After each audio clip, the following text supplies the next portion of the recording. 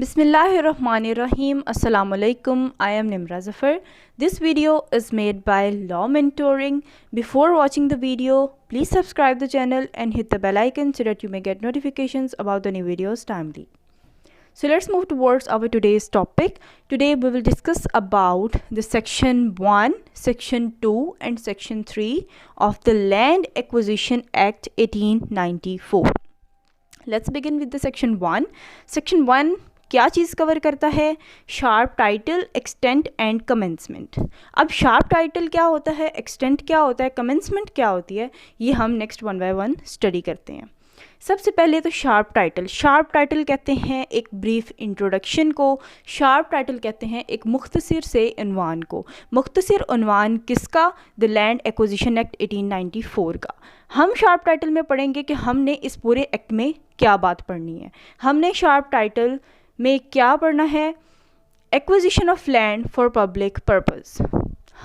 जब गवर्नमेंट एक आम बंदे से ज़मीन एक्वायर करती है, ज़मीन लेती है, किसके लिए? पब्लिक पर्पस के लिए, तो उसको हम कहते हैं कि गवर्नमेंट जो है वो लैंड एक्वायर कर रही है. ठीक है. इस एक्ट में हम ये पढ़ेंगे कि गवर्नमेंट एक आम बंदे से पब्लिक पर्पस के लिए ज़मीन एक्वायर कैसे करती है. ठीक है.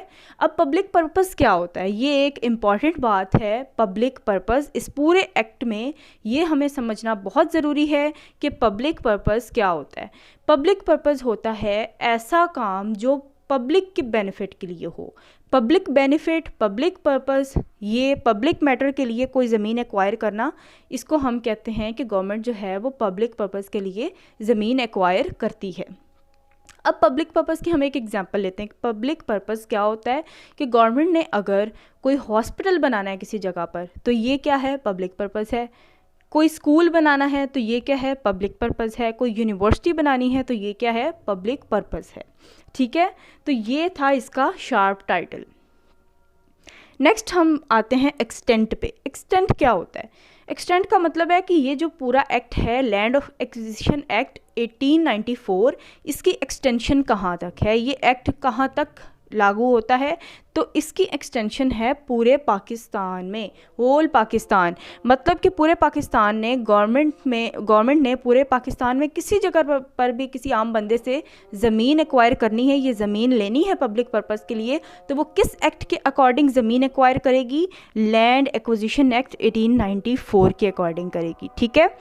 Third one is date of commencement. मतलब कि कमेंसमेंट का मतलब क्या होता है? आगाज़. मतलब कि इस एक्ट का आगाज़ कब हुआ था, इसकी डेट ऑफ कमेंसमेंट क्या है? इसकी डेट ऑफ कमेंसमेंट है 1 मार्च 1894. ये था सेक्शन नंबर 1. अब हम स्टडी करते हैं सेक्शन नंबर 2 को और सेक्शन नंबर 3 को. Okay, next is section number 2.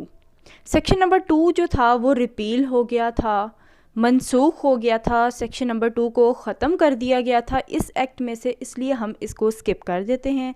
अब हम आ जाते हैं सेक्शन नंबर 3 पर. सेक्शन 3 क्या है? डेफिनेशन को एक्सप्लेन करता है. डेफिनेशन को हम इंटरप्रिटेशन क्लॉज भी कहते हैं. अब इस सेक्शन में सबसे पहले वो किसकी डेफिनेशन बता रहा है? लैंड की डेफिनेशन बता रहे हैं. लैंड क्या होता है? जब हम सोचते हैं तो हमारे माइंड में आता है एक ज़मीन को हम लैंड समझ लेते हैं कि सिर्फ एक ज़मीन का टुकड़ा कोई जो कि अर्थ के साथ जो है परमानेंटली जुड़ा हुआ है, इमूवेबल प्रॉपर्टी, उसको हम लैंड कहते हैं. लेकिन लैंड की डेफिनेशन सिर्फ इतनी नहीं है. इसको हम पढ़ते हैं कि अब लैंड में क्या क्या चीज़ें और इंक्लूड होती हैं. लैंड का मतलब है एवरीथिंग अटैच टू अर्थ. ऐसी चीज़ जो कि अर्थ के साथ परमानेंटली जुड़ी हुई है, अटैच्ड है, उसको हम कहते हैं लैंड. उसके बाद परमानेंटली फास्टेंड टू अर्थ, ये वही बात आ गई कि जो चीज़ परमानेंटली जुड़ी हुई है, अटैच्ड है, किसके साथ? अर्थ के साथ, जो कि मूव नहीं कर सकती, हर वो चीज़ जो है वो लैंड में आ जाती है. ठीक है. अब सिर्फ यही इसका मतलब नहीं है कि जो चीज़ ज़मीन के साथ जुड़ी हुई है. अब ऐसी चीज़ जो कि उस लैंड से आपको कोई बेनिफिट मिल रहा है वो भी लैंड में आ जाएगी. फॉर एग्ज़ाम्पल, आप एक ज़मीन के टुकड़े पर फसल उगाते हैं. ठीक है. आप किसी लैंड पर फसल उगाते हैं तो वो बेनिफिट है ना जो आपको उस ज़मीन से मिल रहा है. तो वो बेनिफिट, कोई भी फसल जो है उग रही है उस लैंड में से, तो वो भी उसी लैंड का हिस्सा है. उसको भी हम लैंड की डेफिनेशन में ही इंक्लूड करते हैं. जैसे कि अगर गवर्नमेंट जो है वो ज़मीन एक्वायर कर रही है किसी बंदे से, तो वो ज़मीन जो होगी वो इन तीनों चीज़ों को इंक्लूड करेगी। मतलब उस ज़मीन पर कोई फसल है तो वो भी उसी चीज़ में आ जाएगी। तो ये डेफिनेशन है लैंड की। अब हम नेक्स्ट स्टडी करते हैं इसी सेक्शन को कि इसमें और किन किन चीज़ों को डिफ़ाइन किया गया है। नेक्स्ट इस सेक्शन में वो किस चीज़ को डिफ़ाइन कर रहा है? पब्लिक पर्सन इंटरेस्टेड को।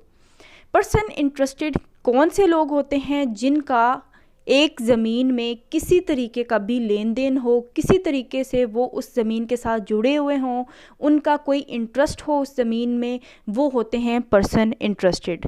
डेट आर डायरेक्टली और इनडायरेक्टली लिंक्ड विद लैंड।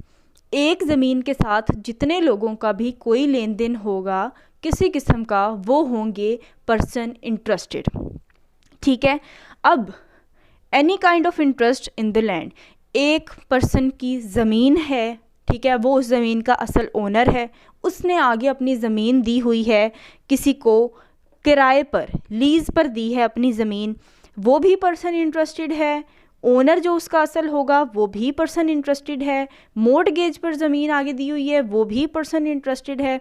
ठीक है। अब जिसने ठेके पर ज़मीन ली है उसने आगे किसी को ज़मीन रखवाली के लिए दी है या इस तरीके से कोई उनका कोई मामला है, वो भी पर्सन इंटरेस्टेड। मतलब कहने का ये है कि एक पीस ऑफ लैंड है, एक ज़मीन है, उसके साथ जितने भी लोग जुड़े होंगे किसी ना किसी तरीके से, जिस बंदे का उस ज़मीन में कोई इंटरेस्ट हो, कोई उस ज़मीन में उसका किसी किस्म का कोई लेन देन होगा, वो सब कौन होंगे? पर्सन इंटरेस्टेड होंगे, उस लैंड के पर्सन इंटरेस्टेड। अब इस चीज़ को समझाने का यहाँ पर इसका क्या फ़ायदा है कि जब गवर्नमेंट जो है किसी पर्सन से ज़मीन एक्वायर करती है, जौन सी लैंड वो एक्वायर कर रही है, उसमें जितने भी लोग पर्सन इंटरेस्टेड होंगे, उस ज़मीन के साथ जितने लोग भी जुड़े हुए होंगे, उन सबको बुलाया जाएगा और उस ज़मीन के बदले में उन सबको क्या दिए जाएंगे? पैसे दिए जाएंगे। जितने जितने उनके पैसे बनते होंगे उस ज़मीन के, उनको दिए जाएंगे। ये थे पर्सन इंटरेस्टेड। अब अगली बात वो क्या डिफ़ाइन कर रहे हैं इस सेक्शन में कि कलेक्टर क्या होता है। कलेक्टर कौन होता है? ये होता है डिस्ट्रिक्ट कलेक्टर, जो कि गवर्नमेंट की बिहाफ पर ज़मीन को एक्वायर करता है। गवर्नमेंट जो है वो एक ऑफिशियल गज़ट के थ्रू जो है इनको बताते हैं वो कि आप इस जगह पर, हमें इस डिस्ट्रिक्ट में जगह चाहिए, कौन सी जगह मुनासिब रहेगी ये आप खुद जाकर देखें। डिस्ट्रिक्ट कलेक्टर जो है उसके पास पावर्स होती हैं डीसी की भी। डीसी और डिस्ट्रिक्ट कलेक्टर ये एक ही बंदा होता है, इसके पास डीसी की भी पावर होती है, मतलब डिप्टी कमिश्नर जो होता है उसकी पावर्स भी होती हैं डिस्ट्रिक्ट कलेक्टर के पास। तो ये क्या करेगा? गवर्नमेंट कलेक्टर को एक जो है वो नोटिस भेजेगी कि हमें इस डिस्ट्रिक्ट में जो है वो ज़मीन चाहिए। ये क्या करेगा? सर्वे करेगा, उस डिस्ट्रिक्ट में जाकर जगह जगह पर ज़मीनें देखेगा, जो ज़मीन फ़िट लगेगी इसको उस पब्लिक पर्पस के लिए, वो ज़मीन ही ये कलेक्टर एक्वायर करके देगा। Acquire land on behalf of government. Government इसको कहेगी और ये आगे जाकर ज़मीन पसंद करेगा, जो सी ज़मीन इसे पसंद आएगी वो ज़मीन एक्वायर कर ली जाएगी। ये होता है डिस्ट्रिक्ट कलेक्टर का काम। नेक्स्ट हम डेफिनेशंस और पढ़ते हैं कि इस सेक्शन में और किन किन चीज़ों के बारे में बताया हुआ है। नेक्स्ट इस सेक्शन में कोर्ट की डेफिनेशन दी गई है। कोर्ट, इसमें वो क्या बात समझाना चाह रहे हैं कि जब एक डिस्ट्रिक्ट कलेक्टर जो है उसने कोई ज़मीन एक्वायर करके दी है गवर्नमेंट को, और उस ज़मीन के बदले में जिन पार्टीज़ की वो ज़मीन थी उनको क्या है, उनको पैसे दिए हैं। ठीक है, उनकी मर्ज़ी के वो पैसे उनको देगा, जितने पैसे उनके बनते होंगे उतने पैसे देगा। लेकिन यहाँ पर कोर्ट का एलिमेंट क्यों यूज़ हुआ है? सिविल कोर्ट्स में वो बंदे जाएंगे, फिर क्या कलेक्टर के ख़िलाफ़ वो जाएंगे, अपील करेंगे वहाँ पर, या फिर वो दरख्वास्त देंगे वहाँ पर, या हाई कोर्ट में जा सकते हैं वो बंदे। क्यों जाएंगे? अगर उनको वो जो जितनी रकम उन्हें दी गई है वो उससे खुश नहीं है, ठीक है। एग्रीव्ड पार्टी मतलब जो जिनको पैसे दिए गए हैं उस लैंड के बदले में, अगर वो पार्टीज़ खुश नहीं है उन पैसों से, कि वो अगर वो समझते हैं कि उन्हें कम पैसे दिए गए हैं, उनकी ज़मीन की मालियत तो बहुत ज़्यादा है, इसलिए वो कोर्ट में जा सकते हैं। किसके अगेंस्ट? कलेक्टर के अगेंस्ट, कि इन्होंने हमें बुलाया, हमसे ज़मीन एक्वायर की है, लेकिन इन्होंने हमें उतने पैसे नहीं दिए जितने पैसे हमें मिलने चाहिए थे। तो अगर कोई एग्रीव्ड पार्टी है, अगर कोई पार्टी ना खुश है उस चीज़ से, तो वो कोर्ट में जा सकती है, ठीक है। नेक्स्ट इसमें उन्होंने डेफिनेशन दी है कंपनी की। एक तो पब्लिक पर्पस के लिए गवर्नमेंट ज़मीन एक्वायर करेगी, दूसरा अगर पब्लिक पर्पस के लिए ही कोई बाहर के मुल्क से कोई आकर यहाँ पर पाकिस्तान में कोई कंपनी जो है वो बनाते हैं, तो वो अब उस कंपनी की जो डेफिनेशन है वो क्या है, मतलब उसका क्राइटेरिया क्या होगा, यहाँ पाकिस्तान में आकर वो किस तरीके से कंपनी बना सकते हैं। तो need to fulfil the requirements of the company act. जितने भी कंपनी एक्ट्स बताए गए हैं सेक्शन नंबर 3 में, उन सब एक्ट्स के अकॉर्डिंग अगर कोई कंपनी बनी होगी, पाकिस्तान में रजिस्टर हुई होगी, तो वही कंपनी मानी जाएगी। अगर उन एक्ट्स के बियॉन्ड अगर कोई कंपनी बनी है या उनकी खिलाफ वर्जी करते हुए कोई कंपनी पाकिस्तान में रजिस्टर हुई है, तो उसे कंपनी नहीं माना जाएगा। पाकिस्तान में कंपनी उसी को माना जाएगा जो कि रजिस्टर हुई हैं, किसके अकॉर्डिंग? कंपनी एक्ट के अकॉर्डिंग रजिस्टर हुई हैं। नेक्स्ट अब पढ़ते हैं मज़ीद कौन कौन सी डेफिनेशंस हैं इस सेक्शन में। नेक्स्ट आ जाता है पब्लिक पर्पस। पब्लिक पर्पस क्या होता है? मुफाद आमा। जैसे हम लोगों ने पहले पढ़ा है, गवर्नमेंट जो है वो ज़मीन एक्वायर किस लिए करती है? पब्लिक पर्पस के लिए करती है। अगर if public purpose is not declared, land can not be acquired. अगर पब्लिक पर्पस डिक्लेयर नहीं किया गवर्नमेंट ने कि किस लिए ज़मीन वो एक्वायर कर रहे हैं, जब तक पब्लिक पर्पस नहीं बताएंगे, डिक्लेयर नहीं करेंगे, तब तक वो लैंड को एक्वायर नहीं कर सकते। अब पब्लिक पर्पस क्या होता है? कोई हॉस्पिटल बनाना है, कोई स्कूल बनाना है, कोई यूनिवर्सिटी बनानी है, तो वो कहते हैं, उसको हम कहते हैं पब्लिक पर्पस है। नेक्स्ट है entitle to act. Entitle to act क्या होता है? एंटाइटल टू एक्ट होता है किसी के बिहाफ पर काम करना। आप किसी की जगह काम कर रहे हैं, ठीक है। ऐसे लोग जो कि work on the behalf of other, जो किसी दूसरे बंदे के बिहाफ पर काम करते हैं, उनको हम क्या कहते हैं? Entitle to act.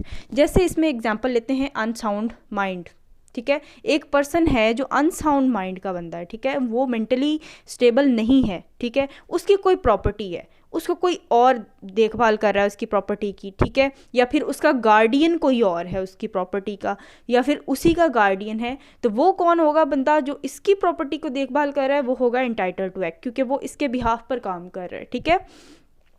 अब हम ऐसे पर्सन्स की बात करते हैं जो कि एंटाइटल टू एक्ट नहीं हो सकते, who are not entitle to act, कि जो कि किसी के बिहाफ पर काम नहीं कर सकते, उनमें इतनी कैपेसिटी नहीं है, उनमें इतनी कैपेबिलिटी ही नहीं हो, या फिर वो रिक्वायरमेंट्स को पूरा ना करते हों, ठीक है। ऐसे लोग जो कि against the benefit of beneficiary काम करें, जो कि अब एक अनसाउंड माइंड बंदा है, उसकी प्रॉपर्टी का कोई और जो है उसके बिहाफ पे कोई और बंदा काम कर रहा है उसकी प्रॉपर्टी पे, या उसकी देखभाल कर रहा है, या उसके सुपुर्द की हुई है, ठीक है। अगर वो इस काबिल ही नहीं है, या फिर वो इसके बेनिफिट के ख़िलाफ़ जो है जाकर जो है वो काम कर रहा है, तो ऐसा पर्सन जो है वो एंटाइटल टू एक्ट नहीं है, मतलब वो इसके बिहाफ पर काम कर ही नहीं सकता। अब जो एक क्राइटेरिया सेट किया हुआ है कि कौन सा पर्सन जो है वो एंटाइटल टू एक्ट होगा और कौन सा पर्सन एंटाइटल टू एक्ट नहीं होगा, उसका क्राइटेरिया क्या है कि सीपीसी में, civil procedure code order number 32 में जितनी भी रिक्वायरमेंट्स बताई हुई हैं, अगर उन रिक्वायरमेंट्स पर कोई बंदा पूरा उतरता है तो फिर वो पर्सन एंटाइटल टू एक्ट है, वरना वो पर्सन एंटाइटल टू एक्ट नहीं है। ये था सेक्शन नंबर 3 और ये था डेफिनेशन के बारे में, और यही एक सेक्शन है जो सबसे ज़्यादा इम्पॉर्टेंट है समझना। अगर आप इस सेक्शन को समझ लेते हैं तो आपको नेक्स्ट भी पूरा लैंड एक्विजिशन एक्ट समझ आ जाएगा। So this was all about our today's lecture. Thanks for watching the video, and if you like the video then don't forget to like, share and comment. Thank you so much.